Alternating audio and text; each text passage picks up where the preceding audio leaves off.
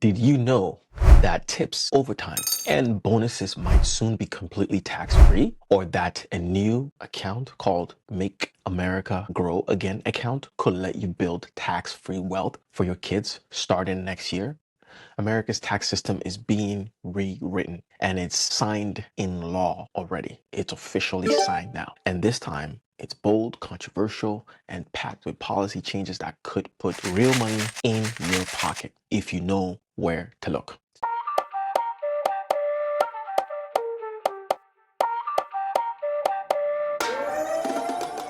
So welcome to Empower Capital. I'm Sam, and today we're diving into the one big beautiful bill, specifically the tax provisions that are shaking up the IRS code like never before. Stick around, and by the end of this video, you know exactly how to legally lower your taxes, boost your investments, and plan smarter for 2026 and beyond. So without further ado, let's jump right in.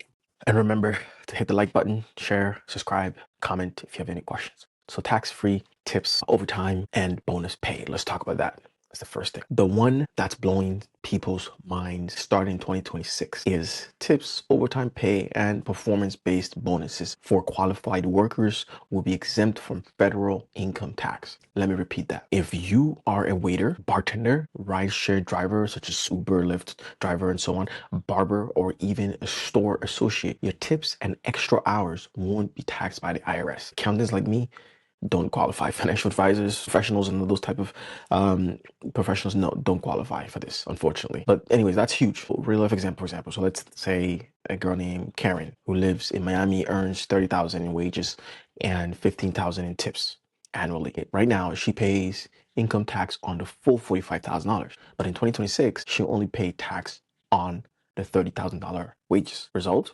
she saves about $1,800 if you do the math, to about $2,500 on her tax bill, equivalent to rent money. Now, keep in mind, you still pay Social Security and Medicare taxes. So it's not 100% off the radar, but the federal income tax relief is a game changer, to be quite honest. Now let's talk about the child tax credit boost. The child tax credit is getting a facelift. It's rising to $2,500 per child through 2028, basically after the current administration term ends. After that, it goes back to 2000, but this gives parents a strong window to plan. Okay, so for example, let's say you have 3 kids. Under the new rule, you could receive up to $7,500 in credits per year. And yes, much of that is refundable, which means you can get it as a refund. This means if your total tax owed is less than your credits, you get the difference as a refund. That's not just a tax cut, it's cash in your bank account. Okay, hope that makes sense to you. Now let's talk about the MAGA accounts. Once again, the MAGA accounts. This is brand new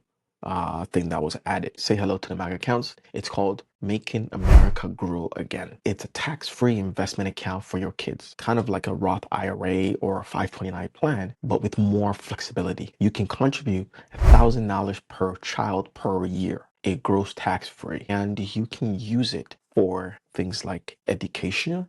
Right? First time home buyer. You can use it for things like starting a small business as well. So these are some of the things that you can use it for, which is pretty helpful. All right, so let's give you an example as to how this looks like. So let's say a family with 3 kids contributes $3,000 per year for 10 years. If invested wisely, let's say in the S&P, they could build over $50,000 in tax-free capital by the time their kids hit adulthood. That's basically startup money. That's college tuition. That's beginning generational wealth. And you have capital to begin to build generational wealth. So if done well, this can be very useful. Let's talk about the SALT deduction. SALT really stands for state and local taxes. Okay, so let's talk about that. If you live in states like California, New York, New Jersey, this is very crucial for you, right? And states like that. The SALT deduction cap, that's your write-off for state and local taxes, is jumping from 10 to 30,000 or 40,000 if you're married. This is huge for high earners in high tax states. If you were losing deductions before, they're now coming back with interest, right? So this is huge because when back in 2017, when this all came into play under the TCJA, people were losing out a lot in this area. Now let's talk about capital gains inflation. I think this one is interesting. Investors, this one is for you. The bill indexes capital gains to inflation for assets held more than 3 years. So before, when you buy a stock for, let's say, for $100,000, you sell it for 150. That's a $50,000 taxable gain. So now if you inflation adjusted your cost to, let's say, 120 from 100, your gain is only 30,000, right? So now it's incorporating inflation into the cost basis. So add that to the expanded opportunity zone, reinstated 1031 exchanges, and lower thresholds for capital gains, tax brackets. It's a triple win for real estate investors, crypto holders, Bitcoin, long-term asset builders, and so on. And then also let's talk about the business and investor provision. So the TCJA, which is the tax cuts that was back in 2017, right? This is a continuation of that. This bill makes most of those provisions permanent, right? The 20% deduction for pass-through, like LLCs, partnerships, S corps, are still here, which used to be called the 1A. Some people may know as the 1A special accountants. The lower individual tax brackets are locked in. The corporate tax rate stays at 21%.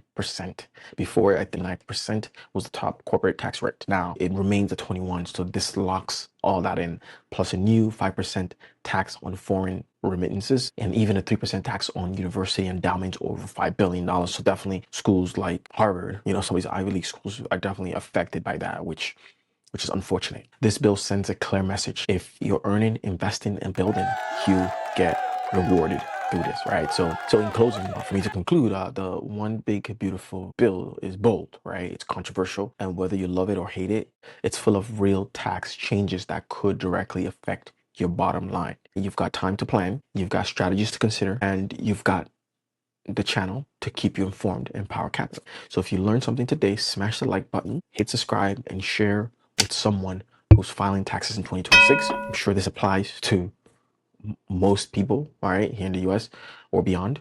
Drop your questions below and let me know if any of these tax changes affects you, or which one you're most excited about or concerned about.